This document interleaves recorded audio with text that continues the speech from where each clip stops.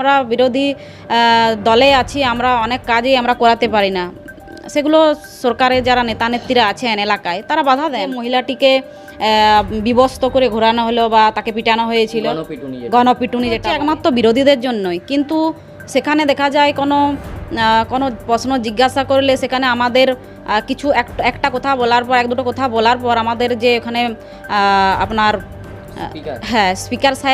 Speaker সাহেব ওখানের যে ইয়াটা থাকে, মাইকটা থাকে, সেই মাইকটা বন্ধ করে দেন। যে আপনি বললেন বিরোধীদের কথা, এই বাংলায় তো দেখা যায় বারে বারে বিরোধীদেরকে বাধা দেওয়া হয় সব জায়গাতেই। দেখুন, বিধানসভার ভিতরেও যেমন বিরোধীদেরকে আটকানো হয়, সেরকম বিরোধী দলদের, দেখুন বিধানসভাটা হচ্ছে একমাত্র বিরোধীদের জন্যই। কিন্তু সেখানে দেখা যায় কোনো প্রশ্ন জিজ্ঞাসা করলে সেখানে আমাদের কিছু একটা কথা বলার পর, এক দুটো কথা বলার পর আমাদের যে ওখানে আপনার স্পিকার সাহেব ওখানের যে ইয়াটা থাকে, মাইকটা থাকে, সেই মাইকটা বন্ধ করে দেন। তো বিধানসভার ভিতরেও আমাদের উপর অত্যাচার চলে এবং বিধানসভার বাইরেও যেসব আমাদের ফান্ডের কাজ সেগুলো আমাদেরকে ঠিকমতো করতে দেওয়া হয় না। আমাদের ফান্ড খরচা করতে আমরা খুবই সমস্যার মধ্যে পড়তে হয় আমাদেরকে। এগুলো সাধারণ মানুষের বোঝা উচিত যে আমরা বিরোধী দলে আছি, আমরা অনেক কাজই আমরা করাতে পারি না, সেগুলো সরকারের যারা নেতা নেত্রীরা আছেন এলাকায় তারা বাধা দেন। তো এই নিয়ে আন্দোলন সাধারণ মানুষেরও পাশে এসে পড়ে দাঁড়ানো উচিত।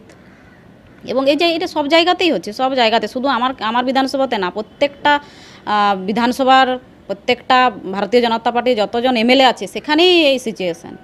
এই যে রাজ্যপাল সংঘাত, যে শপথ গ্রহণকে কেন্দ্র করে সেখানে দেখা গেল যে রাজ্যপালের তরফে বলা হয়েছিল যে ডেপুটি স্পিকার তিনি শপথ গ্রহণ করাবেন, কিন্তু দেখা গেল স্পিকার শপথ গ্রহণ করালেন এবং রাজ্যপালের তরফে সেই দুই বিধায়কের কাছে ইতিমধ্যে একটা ইমেল এসে পৌঁছেছে যেখানে লেখা আছে যে আইন লঙ্ঘন যেহেতু করেছে তারা যদি বিধানসভায় যায় সেখানে জরিমানা, তারপরেও তো তারা বিধানসভায় যাচ্ছে।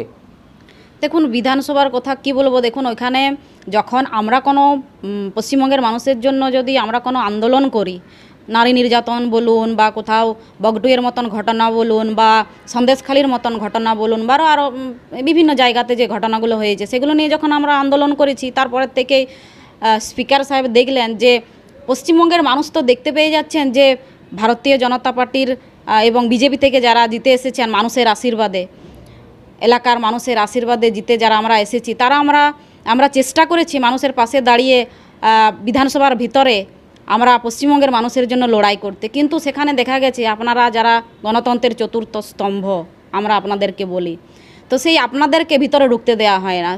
সেখানে আপনার ক্যামেরা এলাও নেই, আপনারা সেখানে ঢুকতে পারবেন না।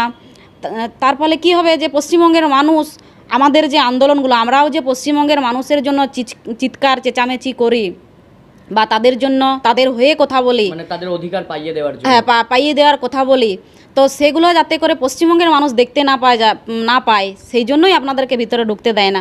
এবং যখন দেখলাম আমরা ওই দুই বিধায়ক, সায়ন্তিকা আর একজন বিধায়ক যখন জিতে এলেন, তো ওনারা 3 দিন যাবৎ বিধানসভার ভিতরে এবং বিধানসভার অভ্যন্তরের যে গেট যেখানে আমরা আমাদের সব এমএলএরা গাড়ি থেকে নেমে পরে ভিতরে প্রবেশ করেন, তো সেইখানে গিয়ে পরে ওনারা আন্দোলন করেছেন এবং সেখানে কিন্তু সাংবাদিকদেরকে এলাও করা হয়েছে। তারপর যখন আমরা কোচবিহারে যে মহিলাটিকে বিবস্ত করে ঘোরানো হলো বা তাকে পিটানো হয়েছিল, গণপিটুনি যেটা বলে, নৃশংসভাবে, তো সেই নিয়ে যখন আমরা আন্দোলন করলাম, বেশি ছিলাম না, আমরা 3-4 জন বিধায়িকা ছিলাম, তো সেখানে বসে যখন আমরা আন্দোলন করলাম, একদিন আমাদেরকে সেখানে আমরা বসেছিলাম, আমাদেরকে পারমিশন দেওয়া হয়নি, তবুও আমরা বসেছিলাম, কারণ আমরা চাই যে এই যে নারীদের উপর হওয়া অত্যাচার পশ্চিমবঙ্গের মানুষ দেখুক যে আমরাও পশ্চিমবঙ্গের নারীদের পাশে আছি। তো একদিন আমরা পারমিশন পাই, কিন্তু তারপরের দিনে সেই দিনই আমাদেরকে বলা হয় যে ওখানে যারা গার্ড আছে তাদেরকে দিয়ে বার করে দেওয়া হবে।